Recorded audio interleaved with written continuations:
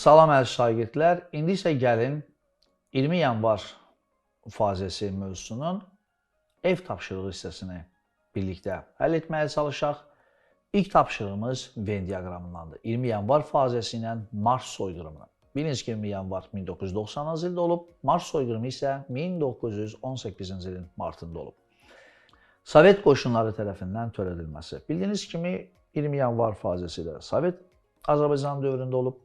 Mars soyqırımı o zaman Sovet Azərbaycanı olmasa da, ancaq həmən dövrdə yadınızdadırsa, Bakıda Sovet hakimiyyəti qurulmuşdu. Hətta o vaxtki Sovet hökumətinin rəhbəri erməni Stepan Şamyan idi, xatırlayırsınızsa.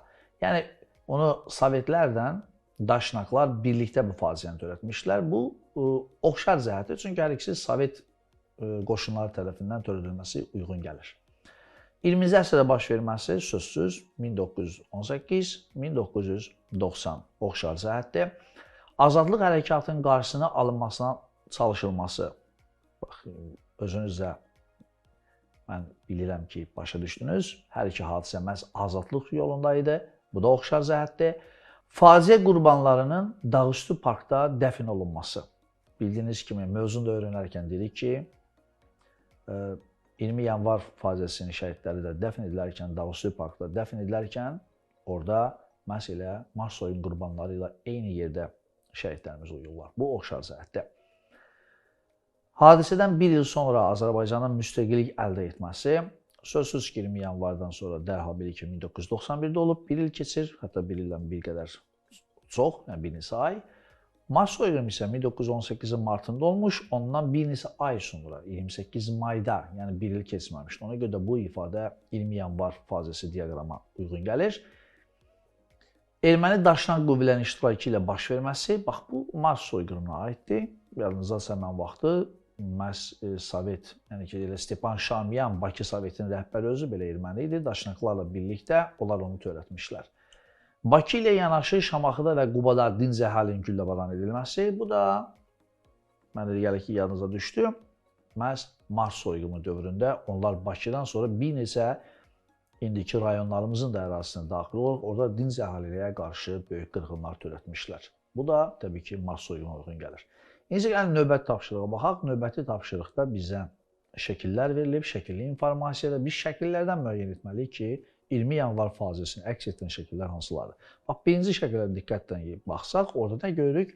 Təcili yardım və qarşısında şəhidləri görürük, insanlar baxır. Təbii ki, bir qədər özünüz də artıq tarixi ən qədim dövrdən öyrənə-öyrənə gəlirsiniz. Artıq mən inanıram ki, siz başa düşürsünüz ki, 20-ci əsrin əvvəllərində belə bir təcili maşın da ola bilməz. Yəni, ən azı bu sizə istiqamət verir ki, bu 20 yanvar faciəsi olmasını göstərsin. İkinci tapşırığa fikir veririk. Əgərlərim dərslərimizi çox diqqətlə izləmişdinizsə, 2-ci Dünya müharibəsi mövzusunu keçərkən o atom bombasından atılan partlayışdan meydana gələn bir partlayışdır. O, təbii ki, 2-ci Dünya müharibəsinə aid bir ifadədir. Bu doğru deyil. Üçüncü, bu Mars soyqırımıdır. Elə buradan şəklin əski olmasından, yəni köhnə şəkil olmasından irəli gəlir. Bunu başa düşürük. 4-də fikir verin, şəhidlərin dəfn olması, həmən izdihamlı, milyonluq izdihamla 3 günlük matəm elan olunan vaxtı xalqımız Dağüstü Parkda şəhidləri dəfn etməyə yollamışlar. Bu 20 yanvara aiddir. 5-də isə fikir verik, insanlar, yəni görsənir ki, evladların da ən vacib əşyalarını da götürərək qaçmaqları təsvir edilir. Bu, sözü deportasiya aid bir ifadədir. Bu 20 yanvar faziəsində belə bir şey yaşanmamışdı. Və son şəhidlər xiyabanından fraqmentdir. Yəni, insanlar yaxın, yəni özünə yaxın doğma insanları dəfn edərkən əlində şəkillərlə tutaraq şəhidlər xiyabanından fraqmentdir. Bu da sözsüz 20 yanvara aiddir. İndi isə gəlin son tapşırığımıza baxaq. 20 yanvar faciəsi ilə bağlı məlumatlardan hansıları yanlışdır? Əvvəlcədən hazırlanmış plana uyğun olaraq ilk növbədə Azərbaycan televiziyasının enerji bloku partladıldı. İnanıram ki, bu sizin yadınızdadır. Yəni, biz burada yanlış bir informasiya görmədik.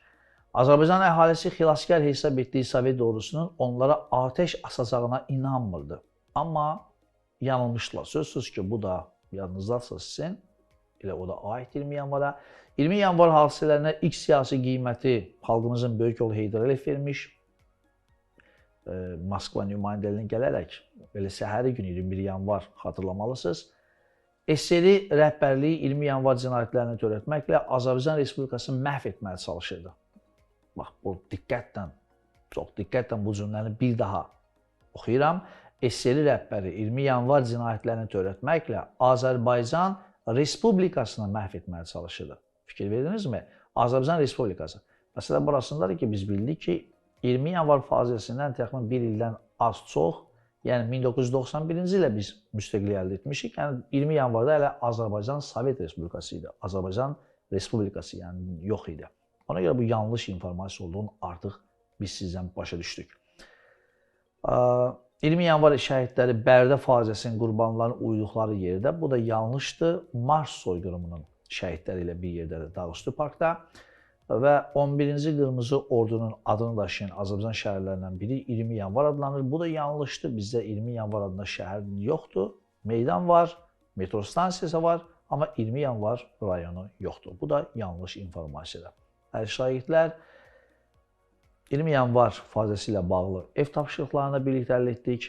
Dərslərinizə fikir verin, mövzunu bir daha dərindən öyrənməyə çalışın və dərslərimizi izləməyə davam edin. Sağ olun, yeni görüşlərə dək.